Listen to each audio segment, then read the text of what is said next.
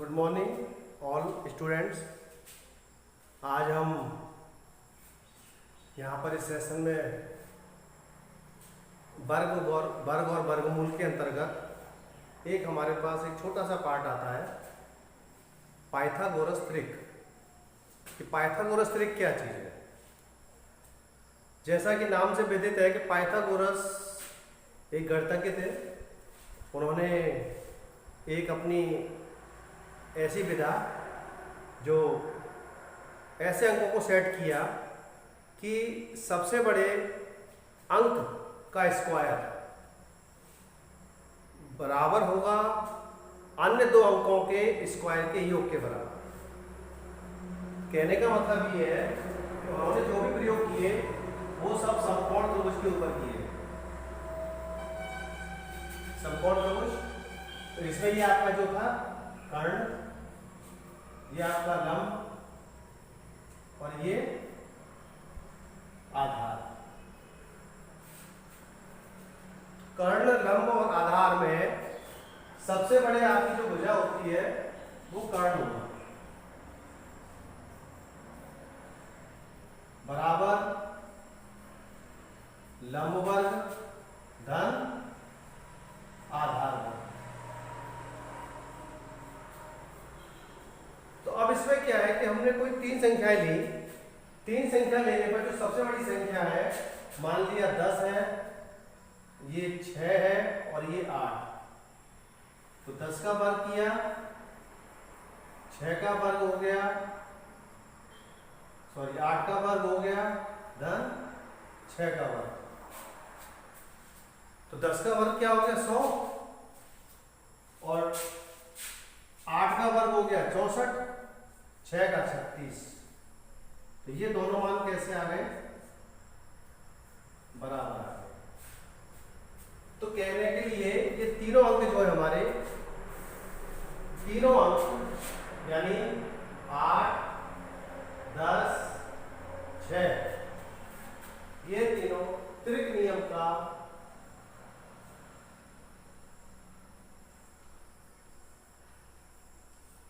पालन करते हैं।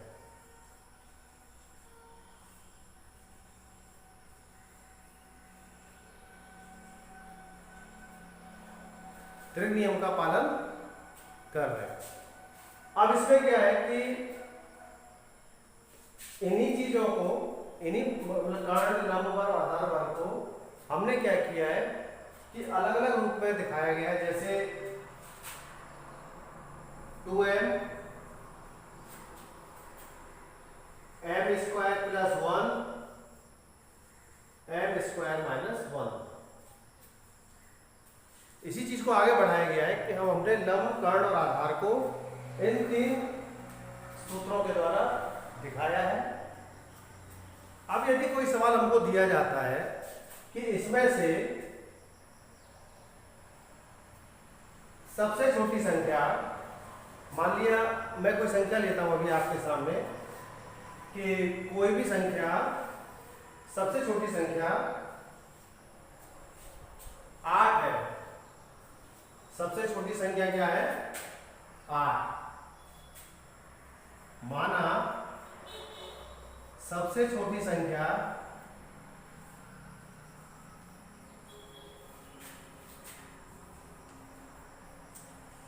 8 है। ये उदाहरण है आपका। कोई एक उदाहरण ले रहे हैं कि माना सबसे छोटी संख्या 8 है, तो उसका त्रिक, पाइथागोरस त्रिक क्या होगा,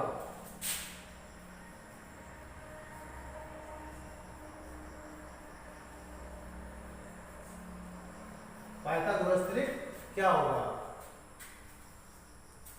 तो अब हमारे पास तीन चीज, 2m m square plus 1 m square minus 1। अब हम इसको रखते हैं जैसे, तो हमने रखा m स्क्वायर प्लस 1 बराबर 8। तो m स्क्वायर क्या हो गया 8 माइनस 1, m स्क्वायर बराबर हो गया 7। यानी m का मान क्या आएगा √7। ये हमारा पूर्णांक नहीं प्राप्त होगा। अब हमने दूसरी संख्या ली m स्क्वायर माइनस 1,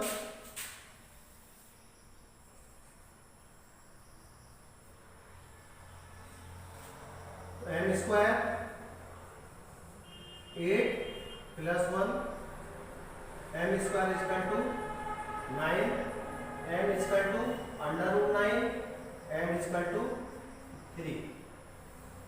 ये हमारा पूर्णांक प्राप्त हो गया, ठीक है।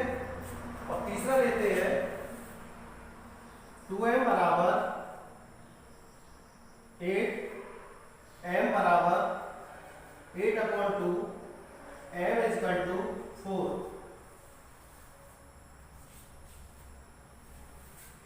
तो हमारी कंडीशन ये है कि तीनों पद हमारे कैसे आने चाहिए, पूर्णांक होने चाहिए, तभी जाकर के हमारा त्रिक का नियम लगेगा।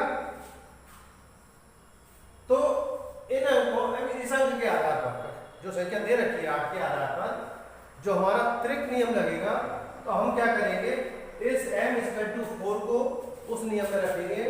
तो ये हो जाएगा m equal to 4, m square plus 1 equal to 4 square plus 1, 16 plus 1 यानी 17। तो m स्क्वायर प्लस 1 क्या आ गया, 17 आ गया। m स्क्वायर माइनस 1,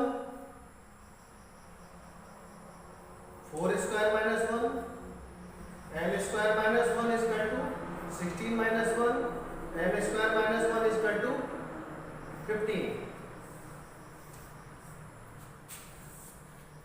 आ गया।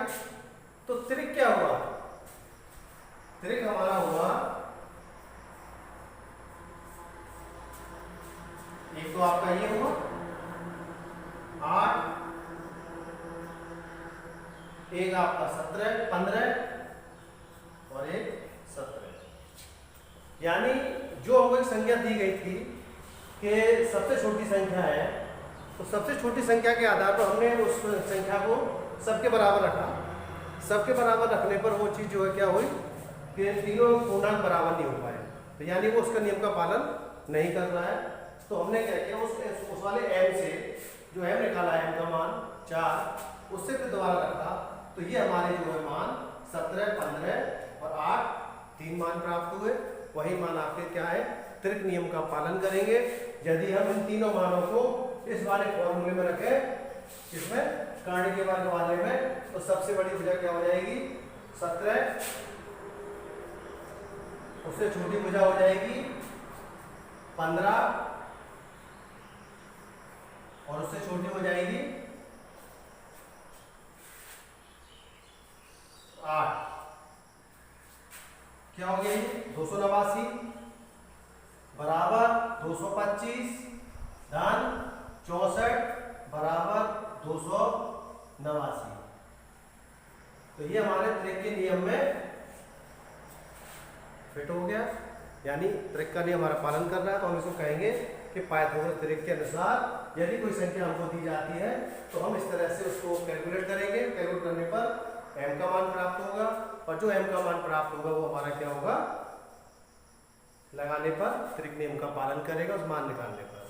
तो समझ में आया होगा, और कोशिश मेरी यही है कि मैं आपके पास तक यही चीज़ पहुंचाता रहूं और आपकी चीज़ समझ में आ जाए।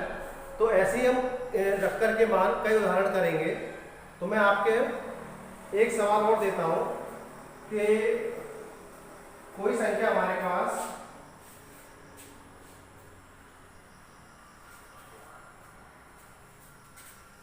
12 है। क्या लिया हमने 12।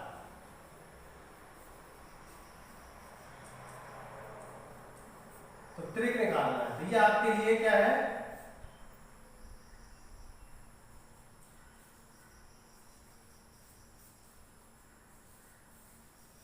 ये आपके लिए गृह कार्य के लिए काम है। इसको आप प्रैक्टिस करेंगे और फिर अगले सेशन में आप इसके बारे में मुझे बताएंगे कि यदि कोई संख्या हमारे पास 3 जो मेंबर होते हैं, 3 मेंबरों में से एक मेंबर हमारा क्या है 12 है, तो हमारे 3 त्रिक क्या बनेगा वो आपको बताना है। तो इसी के साथ मैं इस सेशन को समाप्त करता हूँ। तो आप लोग सभी मेहनत करेंगे। धन्यवाद।